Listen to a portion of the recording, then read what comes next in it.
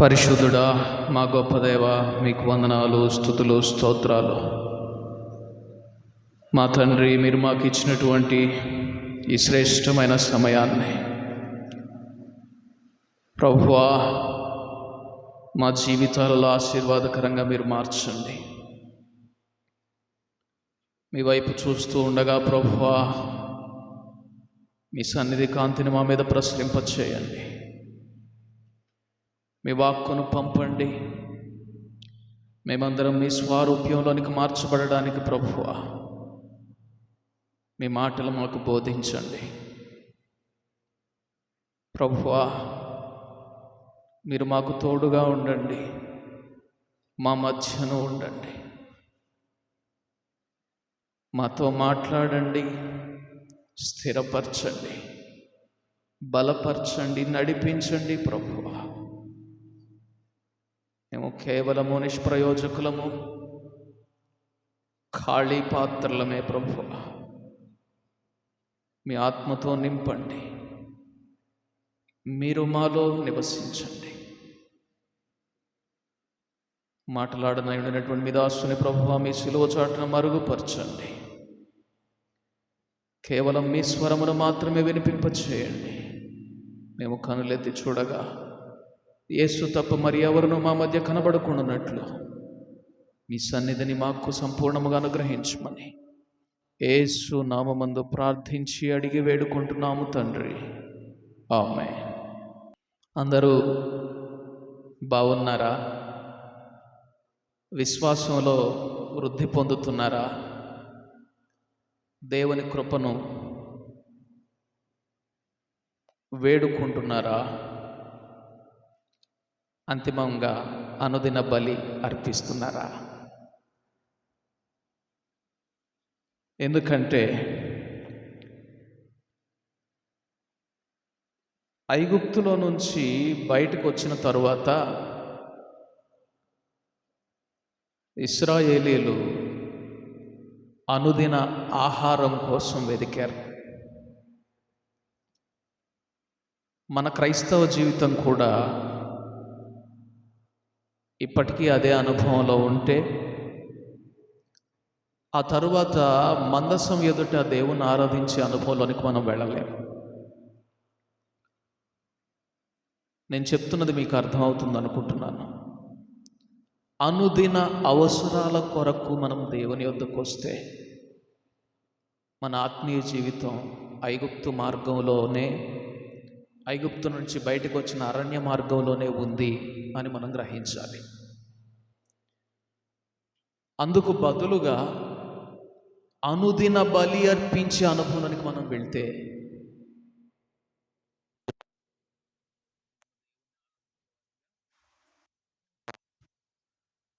కాబట్టి అనుదిన బలి అర్పించేటటువంటి అనుభవంలోనికి మనం వెళ్ళాలి. ఎందుకు దేవుడు మనలను పిలిచాడు, ఏర్పాటు చేసుకున్నాడు అంటే, రోమీయులకు రాసినటువంటి పత్రిక 8వ అధ్యాయము, రోమీయులకు రాసినటువంటి పత్రిక 8వ అధ్యాయం 29వ వచనం మనం ఒకసారి చూస్తే, ఎందుకనగా తన కుమారుడు అనేక సహోదరులలో జ్యేష్ఠుడగునట్లు దేవుడెవరిని ముందు ఎరిగెనో వారు తన కుమారునితో సారూప్యము గలవారవుటకు వారిని ముందుగా నిర్ణయించెను.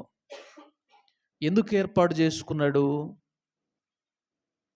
మనమందరము క్రీస్తుతో సారూప్యము కలిగిన వారిముగా ఉండాలని ఏర్పాటు చేసుకున్నాడు.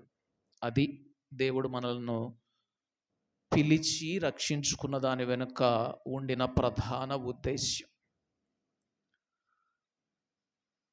మనము అరణ్య మార్గంలో సంచరించుచున్నటువంటి ఇశ్రాయేలీయుల వలె దేవుని కార్యాలు చూస్తూ లేక మేలులు పొందుకుంటూ ఆశీర్వాదాలు అనుభవిస్తూ ఆ అనుభవంలోనే ఉండిపోవాలనేది దేవుని యొక్క వాంఛ కాదు.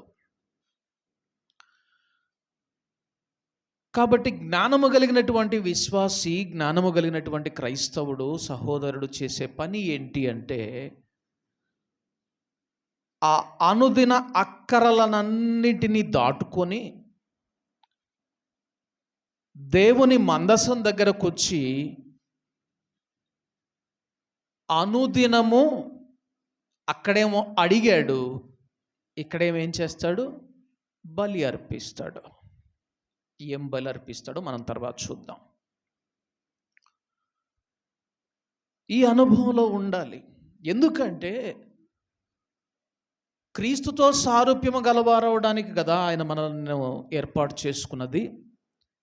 క్రీస్తు ఏం చేశాడు అనేది మనం ఒకసారి చూద్దాం. సృష్టి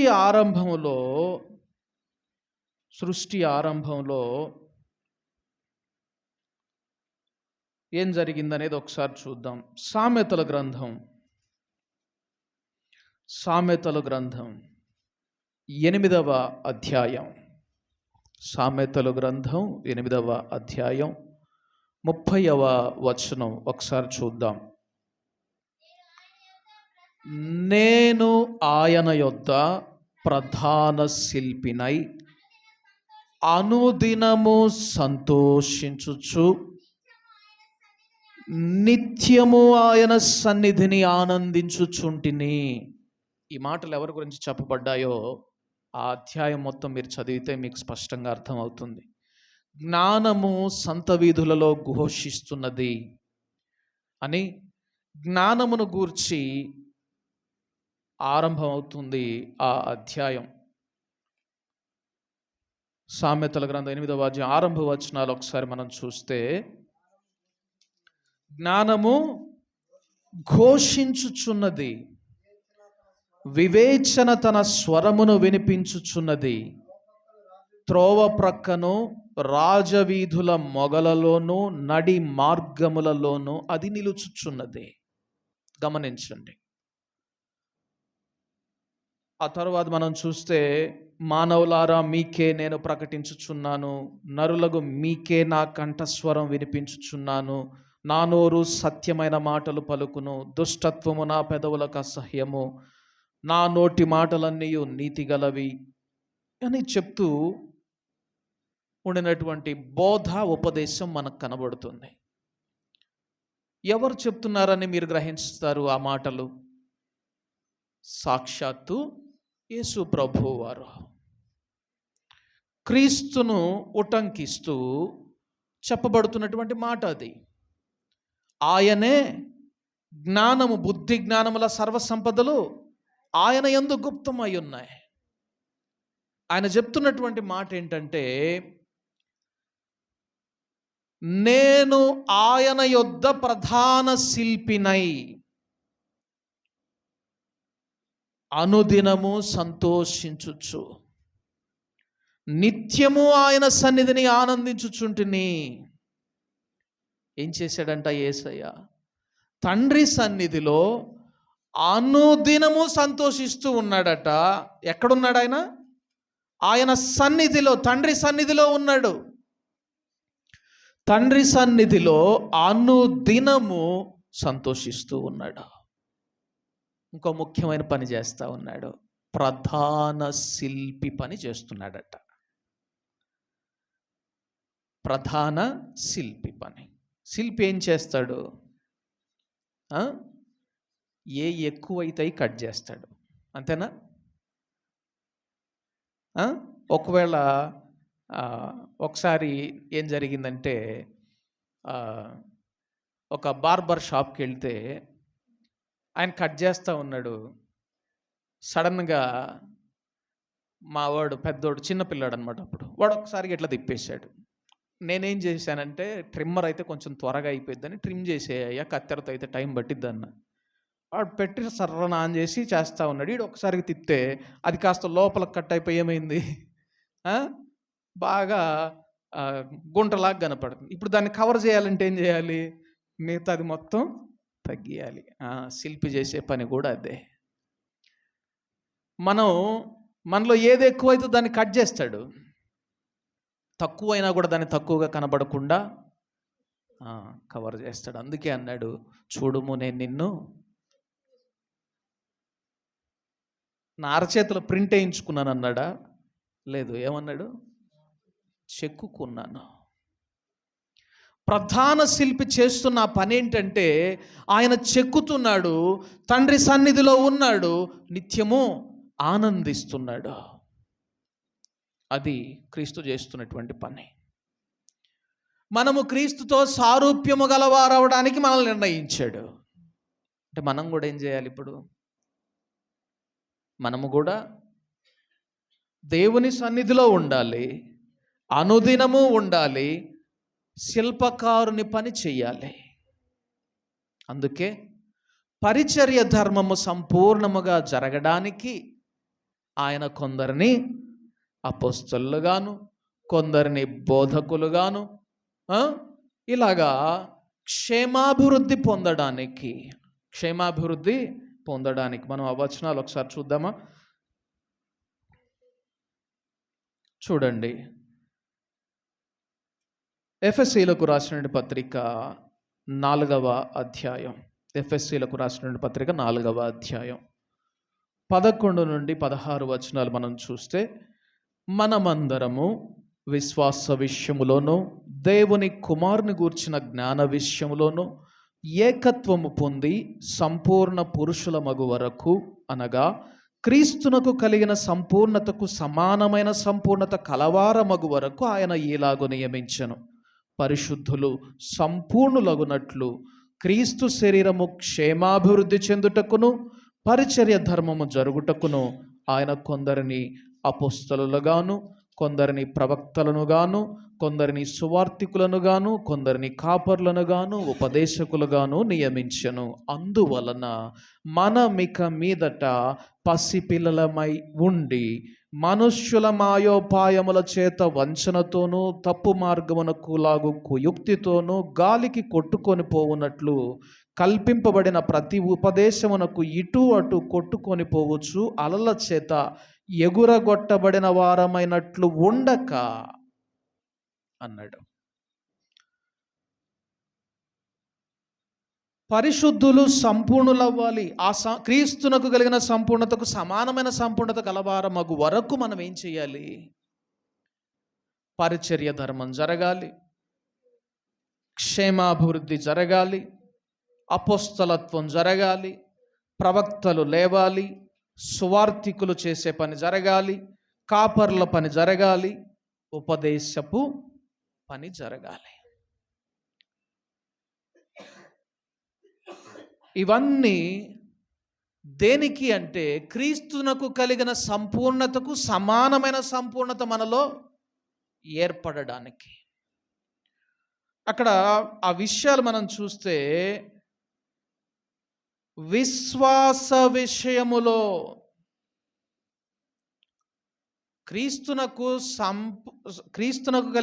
క్రీస్తుతో సారూప్యము గలవారవడానికి దేవుడు మనల్ని నిర్ణయించాడు. మనం ఇప్పుడేమై ఉన్నామో మనకు తెలియదు, కానీ క్రీస్తు వచ్చేటప్పటికి మనము ఆయన వలె అవుతామట. అది మన నిరీక్షణ. ఆ నిరీక్షణ పెట్టుకున్న ప్రతివాడు ఏం చేయాలని చెప్తున్నాడంటే, యోహాను రాసినటువంటి మొదటి పత్రిక 3వ అధ్యాయము 2-3 వచనాల్లో,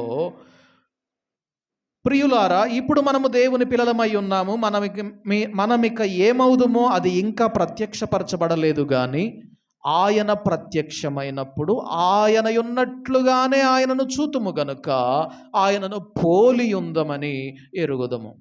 ఆయన యందు ఈ నిరీక్షణ పెట్టుకొనిన ప్రతివాడు. ఏ నిరీక్షణ? ఆయన వచ్చినప్పుడు నేను ఆయన వలె మారిపోయి ఆయన చూస్తాను అనే నిరీక్షణ పెట్టుకున్న ప్రతివాడు ఏం చేయాలి? ఆయన పవిత్రుడై ఉన్నట్టుగా తన్ను పవిత్రునిగా చేసుకొనును. ఫస్ట్ కండిషన్ ఏంటి? దేవుని సన్నిధిలో అనుదినం ఉండాలి. అనుదినము ఆహారాన్ని సేకరించుకునే పని గాక, ఆహారాన్ని సేకరించుకోవడం అంటే మీకు ఇంకా అర్థమైపోవాలి. అంటే ఇహలోక సంబంధమైనటువంటి వాటి కొరకు తపన పడడం, భూ సంబంధమైన వాటి కొరకు, భూ సంబంధమైనటువంటి ఆశీర్వాదాల కొరకు ఎదురు చూడడం, వీటిని గాక అనుదినము బలి అర్పించుచు దేవుని సన్నిధిలో ఉండేటటువంటి అనుభవంలోనికి మనం వెళ్ళాలి. ఫస్ట్ కండిషన్ అనుదినం. సెకండ్ కండిషన్ ఏంటంటే ఆయన పవిత్రుడై ఉన్నట్టుగా తన్ను పవిత్రునిగా చేసుకునేటటువంటి అనుభవంలో ప్రతి ఒక్కడు ఉండాలి. ప్రతిదినము మనము దేవుని సన్నిధిలో ఉండాలి. ప్రతిదినము బలి అర్పించే అనుభవంలో ఉండాలి. ప్రతిదినము మనలను మనము పవిత్రపరుచుకునేటటువంటి అనుభవంలో ఉండాలి. అందుకొరకే పరిచర్య ధర్మం. మరి అందరూ బోధకుల, అందరూ అపోస్తలుల, అందరూ ప్రవక్తల కాదు. విశ్వాసము విషయములో దేవుని కుమారుని గూర్చిన జ్ఞాన విషయములో ఏకత్వం పొందాలట సంఘం మొత్తం. ఏ విషయాల్లో? విశ్వాసం విషయంలో, రెండవది దేవుని కుమారుని గూర్చిన జ్ఞాన విషయంలో. అంటే ఏకత్వం అంటే ఇప్పుడు ఈ సహోదరికి ఎంత విశ్వాసం ఉన్నదో ఆ సహోదరులో కూడా అంతే విశ్వాసం ఉండాలి. ఒకవేళ ఎవరైనా విశ్వాసంలో బలహీనులై ఉన్నారా? విశ్వాసంలో బలవంతులైన వారు ఏం చేయాలి? వారిని బలపరచాలి. విశ్వాసం విషయం అది. రెండవది దేవుని కుమారుని గూర్చిన జ్ఞాన విషయం. దేవుని కుమారుని గూర్చినటువంటి జ్ఞాన విషయంలో కూడా అందరిలో ఒకే విధమైనటువంటి జ్ఞానం ఉండాలట, ఏకత్వం ఉండాలట. నాకేం పెద్దగా వాక్యం తెలియదు, ఆమెకేం వాక్యం చదివిద్ది కాబట్టి బాగా తెలుసు, ఆమె చేసినట్టు నేను ప్రార్థన చేస్తానా, ఆమె అనుభవం నా అనుభవం ఒకటేనా అనే మాటలు రాకూడదట. ఏకత్వము సంఘములో దేవుని కుమారుని గూర్చిన జ్ఞాన విషయంలో కూడా ఉండాలి. ఇప్పుడు మనము కలిసి సహవసిస్తున్నప్పుడు, నివసిస్తున్నప్పుడు ఎవరికైనా దేవుని కుమారుని గూర్చినటువంటి జ్ఞానం తక్కువగా ఉంది, అర్థం కావడం లేదు. ఇప్పుడు ఒక అపోస్తలుడు వచ్చి చెప్పాలా?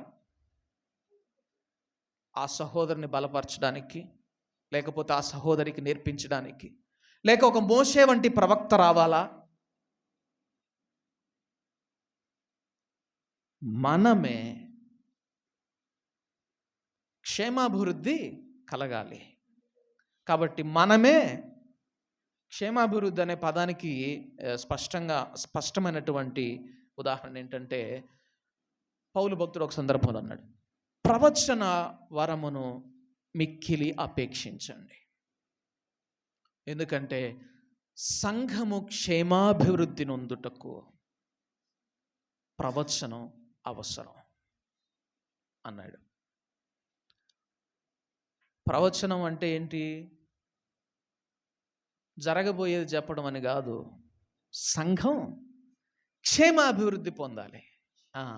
ఇప్పుడు ఆ సహోదరిలో జ్ఞానం తక్కువైంది, ఆ సహోదరికి దేవుని కుమారుని గూర్చిన జ్ఞానం అందించాలి, తద్వారా ఆ సహోదరి క్షేమాభివృద్ధి నొందాలి. అనగా ప్రవచించేవారు నీలో ఉండాలంటే నువ్వే ఒక ప్రవక్తవి. అంటే సంఘంలో మోషే వంటి ప్రవక్తలుగా అందరూ మారిపోవాలి. విశ్వాస విషయంలో అందరూ ఏకత్వం పొందాలి. దేవుని కుమారుని గూర్చినటువంటి జ్ఞానం విషయంలో అందరూ ఏకత్వం పొందాలి. సంఘము క్షేమాభివృద్ధి పొందాలి. అలా అయ్యేంత వరకే ఈ పరిచర్య ధర్మం. ఎందుకు ఇది చాలా ప్రాముఖ్యం అంటే, ఒక దినాలు రాబోతూ ఉన్నాయి, అనుదిన బలి ఆగిపోతుంది. అనుదిన బలి నిలిపివేయబడబోతుంది. పరిచర్య ధర్మము ఆగిపోతుంది. దైవ విరోధి అయినటువంటి, దేవ విరోధి అయినటువంటి అంతిమ అబద్ధ క్రీస్తు ఈ లోకంలో ఏలుబడి చేయబోతూ ఉంటాడు. అప్పుడు సంఘములో, సంఘం అనే మాటే కనబడదు, అప్పుడు ప్రవక్తలు కానీ, బోధకులు కానీ, సువార్తికులు కానీ, ఉపదేశకులు కానీ ఎవరు ఉండరు. అది దానియేలు గ్రంథంలో ఉంటుంది. ఒకసారి మనం చూద్దాం. దానియేలు గ్రంథము 11వ అధ్యాయం 31 నుండి 35 వచనాల్లో ఈ విషయాలు రాయబడి ఉన్నాయి. అతని పక్షమున శూరులు లేచి పరిశుద్ధ స్థలపు కోటను అపవిత్రపరచి అనుదిన బలి నిలిపివేసి నాశనమును కలుగుజేయు హేయమైన వస్తువును నిలువబెట్టుదురు. అందుకు అతడు ఇచ్చకపు మాటలు చెప్పి నిబంధనను అతిక్రమించు వారిని వశపరచుకొనును. దానియేలు గ్రంథము 11వ అధ్యాయము 31 నుండి 35 వచనాల వరకు. ఇతడు వచ్చి అనుదిన బలిని నిలిపివేస్తాడు. అనుదినము జరిగేటటువంటి పరిచర్య ధర్మం ఆగిపోతుంది. కానీ ఇక్కడ ఒక అద్భుతం జరుగుతుంది చూడండి. వాడు ఎంత మోసపరచాలనుకున్నా జనులలో బుద్ధిమంతులుంటారట. చూడండి అక్కడ. అందుకు అతడు ఇచ్చకపు మాటలు చెప్పి నిబంధనను అతిక్రమించు వారిని వశపరచుకొనును. అయితే తమ దేవుని నెరుగు వారు బలము కలిగి గొప్ప కార్యములు చేసెదరు. జనములో సేవకులు ఉంటారు, జనములో ప్రవక్తలు ఉన్నారు, జనములో ఉపదేశకులు ఉంటారు అని రాయబడలేదు అక్కడ. ఏమని రాయబడి ఉంది అక్కడ? జనములు ఎవరుంటారు? బుద్ధిమంతులు ఉంటారు. ఇప్పుడు బుద్ధిమంతులు అంటే ఎవరో మీరు చెప్పాలి.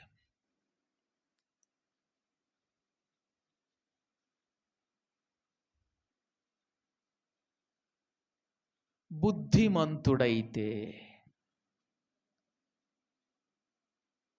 ఈ నా మాటలు విని వాటి చొప్పున చేయు ప్రతివాడు బండ మీద ఇల్లు కట్టుకొనిన బుద్ధిమంతుని పోలి ఉన్నాడు. ఒక గ్రూప్ ఏమో బుద్ధిమంతులు అంటే ఇప్పుడు చెప్పండి ఎవరు? దేవుని మాటలు విని వాటి చొప్పున చేసేవారు. స్ట్రాంగ్ బేస్ ఉంది, పునాది బాగా గట్టి పునాది కలిగిన వాళ్ళు. ఇంకొకటి బుద్ధిమంతులు ఎవరంటే బుద్ధి కలిగిన వారు, బుద్ధి లేని వారు అనే ఇంకొక ఉపమానం ఉంది. ఆ ఉపమానంలో బుద్ధిమంతులు ఎవరు? బుద్ధి కలిగిన వారు ఎవరు? సిద్ధలో నూనె అయిపోకుండా ఉంచుకున్న వాళ్ళు, ఎక్స్ట్రా ఆయిల్ దగ్గర ఉంచుకున్నవారు, ఎక్కువ ఆత్మాభిషేకాన్ని పొందుకున్నవారు వీళ్ళు ఉంటారట. జనంలో ఉన్నారు వీళ్ళు. సంఘములు అని చెప్పబడలేదు అక్కడ. చూడండి, అంటే సంఘము ఏ స్టేజ్కి వెళ్ళాలంటే సంఘములో ఉండిన ప్రతి ఒక్కరూ కూడా ఆ అనుభవంలోనికి వెళ్ళిపోవాలి. పరిచర్య ధర్మం ఆగిపోయినా కూడా, మందిరానికి వచ్చి దేవుణ్ణి ఆరాధించకపోయినా, జనములో ఉండినా కూడా అతడు ఒక సంఘం అయిపోవాలి. అతడే ఒక ఆరాధనా స్థలం అయిపోవాలి.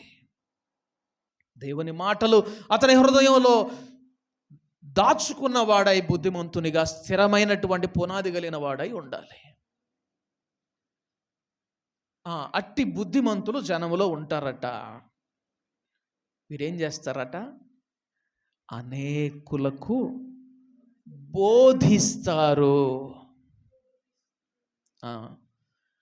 ఇప్పుడు విశ్వాస విషయములో, దేవుని కుమారుని గూర్చిన విషయములో నాకు లేక మన సంఘానికి ఏకత్వము లేకుండా, క్రీస్తునకు కలిగిన సంపూర్ణతకు కలిగినటువంటి సంపూర్ణత మనలో లేకపోతే ఏం బోధిస్తాం?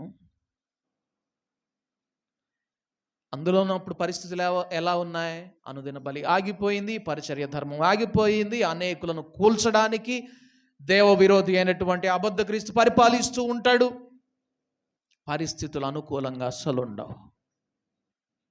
ఏ స్థాయిలో ఉంటే మన ఆత్మీయ స్థితి అప్పుడు నిలబడగలుగుతుంది. కాబట్టి ఆ స్థాయికి మనం ఎదగాలి. దేవుని కుమారుని గూర్చిన జ్ఞానం విషయంలోనూ, విశ్వాస విషయంలోనూ, క్రీస్తునకు కలిగిన సంపూర్ణతలోనికి మనం ఎదిగిన వారమై ఉండాలి. ఇక్కడ బుద్ధిమంతులు అనేకులకు బోధించుదురు గాని వారు బహుదినములు ఖడ్గము వలనను అగ్ని వలనను కృంగి చెరపట్టబడి హింసింపబడి దోచబడుదురు. ఛాలెంజ్ మామూలుగా లేదు. బేస్ కట్టుకోవడానికే, పునాది వేసుకోవడానికే చాలా ప్రయాసపడాల్సి వచ్చింది. మామూలు విషయం కాదు. దేవుని మాటలు ప్రతి మాట వినాలి, వాటి చొప్పున జరిగించాలి. అప్పుడే నా పునాది సరిగా ఉంటుంది. సరే, ఇంత కష్టపడి నేను పునాది వేసుకుంటే ఏం జరిగింది? పరిచర్య ధర్మం ఆగిపోయింది, అనుదిన బలి ఆగిపోయింది. ఇప్పుడు నేనే ఒకరికి ఉపదేశించాల్సినటువంటి పరిస్థితి ప్రపంచంలో కనబడుతుంది. సరే, చెప్దామా? అనేకులకు బోధించుదురట. అక్కడ మాట కూడా చాలా మందికి ఉపదేశిస్తారు. కాబట్టి నేను సంఘాన్ని గూర్చి భావించే విషయం ఏంటి అంటే, చాలామంది సువార్థికులు సువార్త ప్రకటించాలి అని చెప్పనేసి మైక్ పెట్టేసుకొని సువార్తను ఇష్టపడని వారి దగ్గర కూడా పోయి ప్రకటించడం వల్ల ఏమవుతుందంటే, వారిలో ఒక విధమైనటువంటి ద్వేషభావం, అసహ్యమైనటువంటి భావం ఏర్పడుతుంది. ఫలితంగా వారు వీరిని హింస పెట్టడం, దూషించడం, కొట్టడం జరుగుతూ ఉంది. అందుకు కాదు దేవుడు చెప్పింది, నా శిలువను ఎత్తుకుని నన్ను వెంబడించండి అని, మీ శిలువను ఎత్తుకుని నన్ను వెంబడించండి అని. ఇంకా వాస్తవానికి సువార్తను మనము పలుచన చేయకూడదు. ఇది అందరికీ దొరికే సువార్త కాదు. దేవుడు అందరి కొరకు ఈ సువార్తను ఇవ్వడం లేదు. ఎవరిని ముందుగా నిర్ణయించుకున్నాడో, ఎవరిని ముందుగా పిలవాలనుకున్నాడో వారికే ఈ సువార్త అందాలి. అందుకే ఒకానొక సందర్భంలో, అయ్యా నా ఇంట్లో నా బిడ్డ బాగోలేదు, కొంచెం వచ్చి ప్రార్థన చేయంటే, నశించిన ఇశ్రాయేలు ఇంటి వారై నశించిన వారి యొద్దకే నేను వచ్చాను కానీ అందరి దగ్గరికి రాలే. తమాషా కాదు, నా సువార్త అంటే తమాషా కాదు. నీకు ఒక అర్హత ఉండాలి. నాకు తెలుసయ్యా అర్హత ఏంటో. రొట్టె ముక్కల కోసం ఎదురు చూస్తున్నాను కదా అన్నది. నీకు అర్హత వచ్చింది అని దేవుడు ఆమెకు అనుగ్రహించాడు కృప. కాబట్టి సువార్త అనేది తేలికైనది కాదు, అందరికి అనుగ్రహించబడదు. ఇది చాలా విలువైనటువంటిది.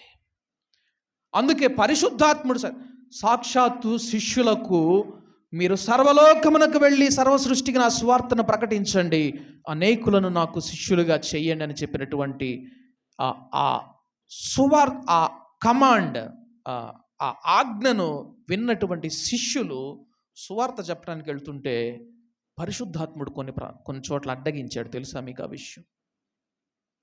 ఆసియాలో సువార్త ప్రకటించడానికి పరిశుద్ధాత్ముడు ఆటంకపరచను గనుక ఈ రోజుల్లో అటువంటి ఆటంకాలు సువార్తికుడు ఎదుర్కోవట్లేదు. అందుకే దేశంలో ఇటువంటి కల్లోలం. పరిశుద్ధాత్ముడు ఆటంకపరుచుచున్నాడు, నన్ను పోనివ్వడం లేదు. ఆగిపోయేటటువంటి సిద్ధత, లేకపోతే అటువంటి ఆత్మదేవునితో అనుసంధానింపబడినటువంటి జీవితం సువార్తికునికి లేదు. దేవుడు చెప్పాడు కదా సువార్త ప్రకటించమన్నాడు అని చెప్పని అదే చేస్తున్నాను అని గుడ్డిగా చేస్తూ ఉన్నారు. లేదు, పరిశుద్ధాత్ముడు అడ్డగిస్తాడు, ఆటంకపరుస్తాడు. ఆయన పిలుపు ఏర్పరచబడిన వారికి. ఎవరైతే ఆయన్ని ఇష్టపడతారో ఏర్పరచబడడానికి ఒక అర్హత ఉండాలి. అది మనం చూద్దాం. ఆ అర్హత ఉన్న ప్రతి ఒక్కరికి సువార్త అందాలనేది దేవుని యొక్క వాంఛ.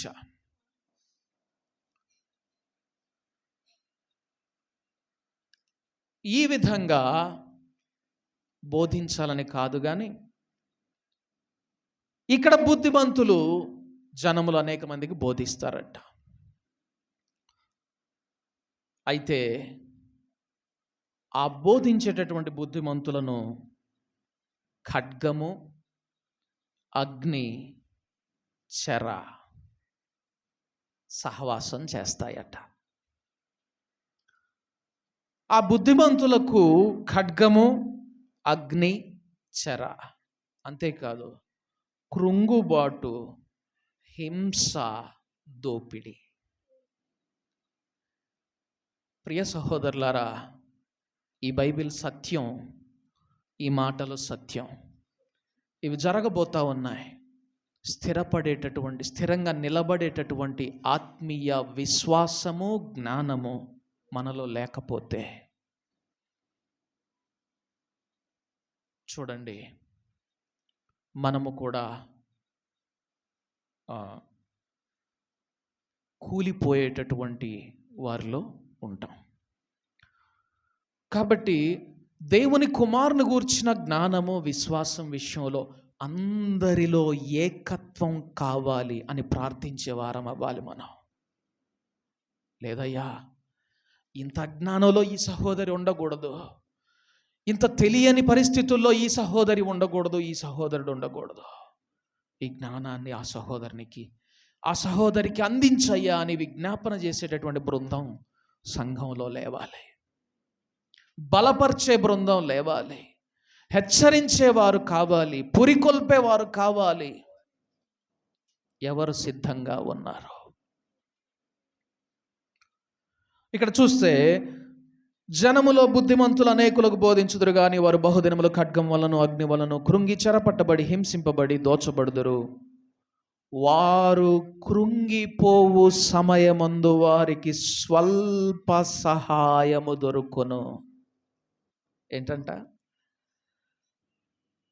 దేవుడు సహాయం చేస్తాడు, కానీ స్వల్ప సహాయమే. ఇదేంది? స్వల్ప సహాయం ఏంటి?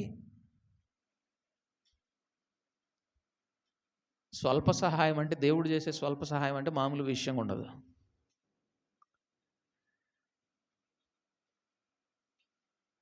అగ్నిలో వెయ్యకుండా సైనికులు వచ్చినప్పుడు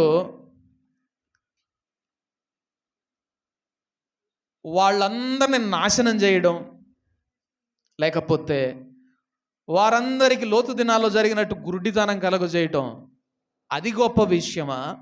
లేక అగ్నిలో వేసిన తర్వాత ఆ అగ్ని వీళ్ళని టచ్ చేయకుండా, ఆ పొగజూరిన వాసన కూడా వీరికి రాకుండా కాపాడడం గొప్ప విషయమా? చెప్పండి. దేవుడు చేసే స్వల్ప సహాయం కూడా ఆ రేంజ్లో ఉంటుంది.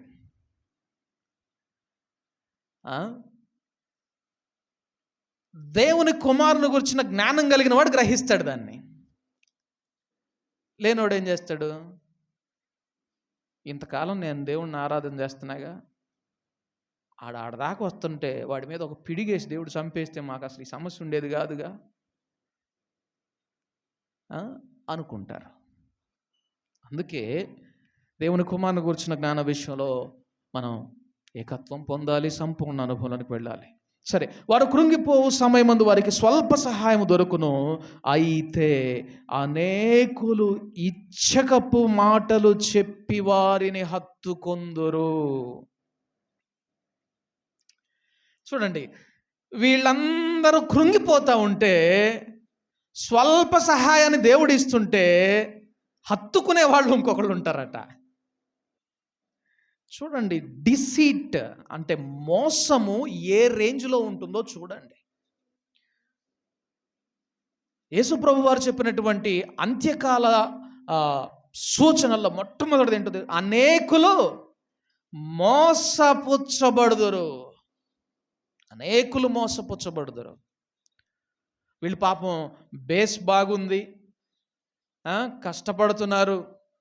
దోపిడి, చెర, హింస, ఖడ్గము, అగ్ని, పాపం కృంగిపోయే స్థితిలో దేవుడు ఏదో చిన్న స్వల్ప సహాయం చేస్తున్నట్లుగా అనిపిస్తుంటే, అది కాదు నేనున్నారా అని హత్తుకునే వాళ్ళు కొందరు ఉంటారంట. ఇప్పుడు నాకు ఒక సమాధానం చెప్పండి. స్వల్ప సహాయము, హత్తుకోవడం, జనరల్గా మనం చూస్తే ఈ రెండిట్లో ఏది గొప్పది? హత్తుకోవడం అనేదే.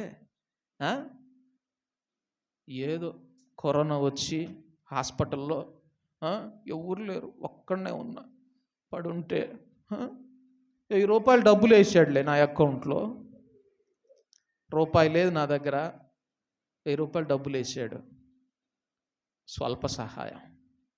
కానీ హాస్పిటల్ నా దగ్గరకు వచ్చి ఆ పీపీఈ కిట్ వేసుకొని నా దగ్గర కూర్చొని నాతో మాట్లాడి నాకు మందులు ఇస్తూ 20 రోజులు హాస్పిటల్లోనే ఉన్నాడు, నన్ను హత్తుకున్నాడు, అసలు వదిలిపెట్టలే. ఇద్దరిలో ఎవరిది స్ట్రాంగ్ సపోర్టు? హత్తుకున్నాడని చెప్పని దగ్గర ఆ రేంజ్లో ఉంటుందట. ఎవరిది? ఇచ్చకపు మాటలాడేవారిదే. దేవుడు చేసేదేమో స్వల్ప సహాయం లాగా కనబడాలని వీరేం చేస్తారు? హత్తుకుంటారట. ఎవరిని? కృంగిపోయే బుద్ధిమంతులను. కానీ వీడేంటి బుద్ధిమంతుడు, వీడి బేసు బండ మీద ఉంది, పునాది ఎక్కడుంది? బండ మీద ఉంది. అంత తొందరగా కూలిపోదు ఇది. ఎందుకు ఆ పని జరుగుతుంది మరి? ఆ కృంగిపోయేవాడిని చెరపట్టడానికి కాదట. చూడండి అక్కడ, అయితే అనేకులు ఇచ్చకపు మాటలు చెప్పి వారిని హత్తుకొందురు గాని నిర్ణయ కాలము ఇంకా రాలేదు గనుక అంత్యకాలము వరకు జనులను పరిశీలించుటకును పవిత్రపరచుటకును బుద్ధిమంతులలో కొందరు కూలుదురు.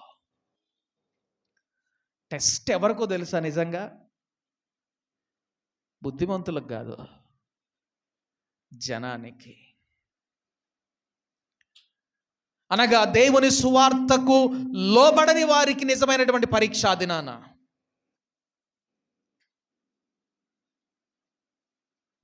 ఈ బుద్ధిమంతుడు చెప్పేటటువంటి బోధన విని దేవుని మార్గంలోనికి వస్తాడా, లేకపోతే ఈ బుద్ధిమంతుడికి కలుగుతున్నటువంటి శ్రమలు, హింస, నష్టము చూసి రాకుండా పక్కకుంటాడా? అది అసలు పరీక్ష. ఇంకా ఈ కృంగిపోయేటటువంటి పరిస్థితినే చూపించడమే కాదు,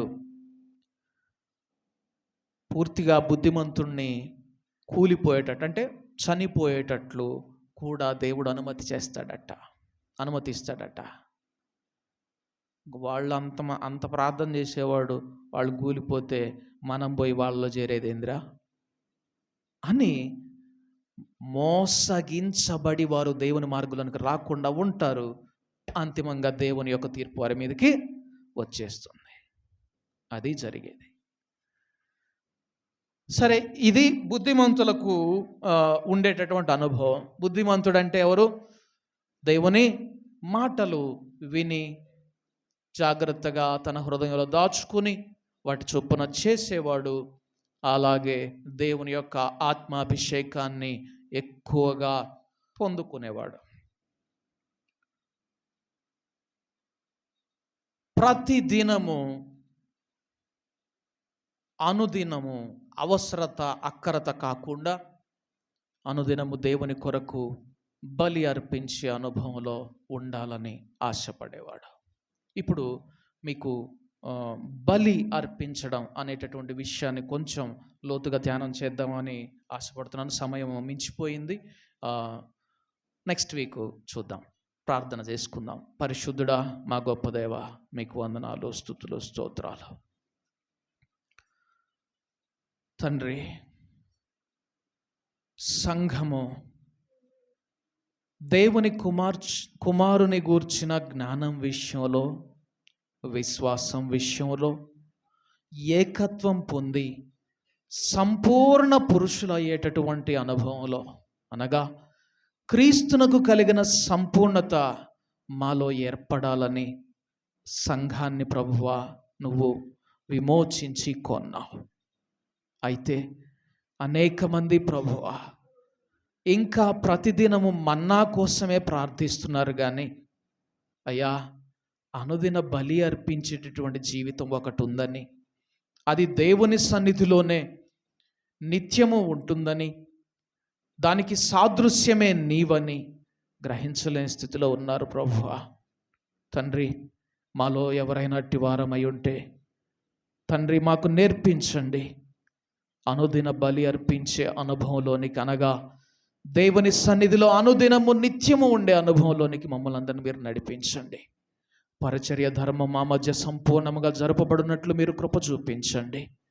అనేకులను ప్రభువా తండ్రి నీ జ్ఞానముతోటి హెచ్చరించేవారుగా, పురికొల్పేవారుగా, బలపరిచేవారుగా, స్థిరపరిచేవారుగా, నడిపించేవారుగా ప్రభువా మాలో అందరూ ఉండున్నట్లు ప్రభువా మీరు కృప చూపించి నడిపించమని యేసు నామమునందు ప్రార్థించి అడిగి వేడుకుంటున్నాము తండ్రి, ఆమేన్. ఆరాధనా గీతాల్లోంచి 168వ పాట పాడుకుందాం. నా ప్రియ యేసు రాజా ఆదుకో నన్నెప్పుడు,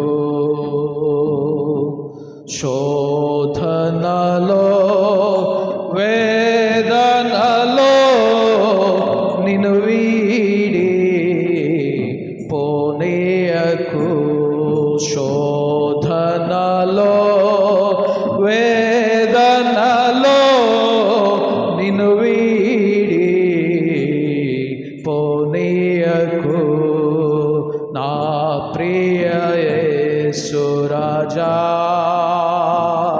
ఆదుకో నన్నెప్పుడు, మరచితిని వాగ్దానం సడలెను నా విశ్వాసం, మరచితిని వాగ్దానం సడలెను నా విశ్వాసం. శ్రమల ప్రవాహపు సుడులే వడిగా నన్ను పెనుగొనగా, శ్రమల ప్రవాహపు సుడులే వడిగా నన్ను పెనుగొనగా, కల్వరిలో ఆదరించు ఆదరించు ఆదరించు నా ప్రియ యేసు రాజా ఆదుకో నన్నెప్పుడు, నీ కృపలను నే మరచి కృతజ్ఞత వేడితి ప్రభువా, నీ కృపలను నే మరచి కృతజ్ఞత వేడితి ప్రభువా. హృదయము కఠినమైపోయే కరిగించి దీవించు ప్రభువా, హృదయము కఠినమైపోయే కరిగించి దీవించు ప్రభువా, కల్వరిలో ఆదరించు ఆదరించు ఆదరించు నా ప్రియ యేసు రాజా ఆదుకో నన్నెప్పుడు. నాలో వేదనలో నిన్ను వేడి పోనీయకు. ప్రార్థన చేసుకుందాం. పరిశుద్ధుడా, మా గొప్ప దేవా, అవునయ్యా, ఎల్లప్పుడూ నీవు ఆదుకొనకపోతే, నిత్యము ఆనుకోవడానికి ప్రభువా నీవు మా మధ్య ఉండకపోతే, నా ప్రక్కన నీవు నిలువబడకపోతే, సింహపు నోట నుండి నేను ఎలాగ తప్పించబడగలను? ప్రభువా, నీ వైపు చూడడం నాకు నేర్పించు. నీ అంతరంగంలోనికి చూడడం నేర్పించు. నీ స్వభావాన్ని, నిన్ను గూర్చిన జ్ఞానాన్ని నాకు అనుగ్రహించు. విశ్వాసంలో నన్ను స్థిరపరచు. నీ వాగ్దానాన్ని నమ్మేటటువంటి విశ్వాసం, నీ కృపలను జ్ఞాపకం చేసుకుని కృతజ్ఞత చెల్లించేటటువంటి విశ్వాసం నాకు, మాకందరికీ అనుగ్రహించండి. మా ప్రార్థన ఆలకించమని యేసు నామమందు ప్రార్థించి అడిగి వేడుకుంటున్నాము తండ్రి. ఆమేన్. మన తండ్రి అయినటువంటి దేవుని యొక్క ప్రేమ, మన ప్రభు అయినటువంటి యేసయ్య యొక్క కృప, పరిశుద్ధాత్ముని యొక్క సన్నిధి సహవాసం మనకందరికీ దొరికి అనుదినము దేవుని నోట నుండి వచ్చు నూతన మన్నాతో మనలను బలపరిచి, విశ్వాసం విషయంలోనూ, దేవుని కుమారుని గూర్చిన విషయంలోనూ సంపూర్ణత మనలో కలిగించి, తద్వారా దేవుని మహిమపరిచే వారిగా, ఆయన సన్నిధిలో నిత్యము నివసించే వారిగా మనలందరినీ సిద్ధపరచునుగాక. ఆమేన్. ఆమేన్. అందరికీ వందనాలు.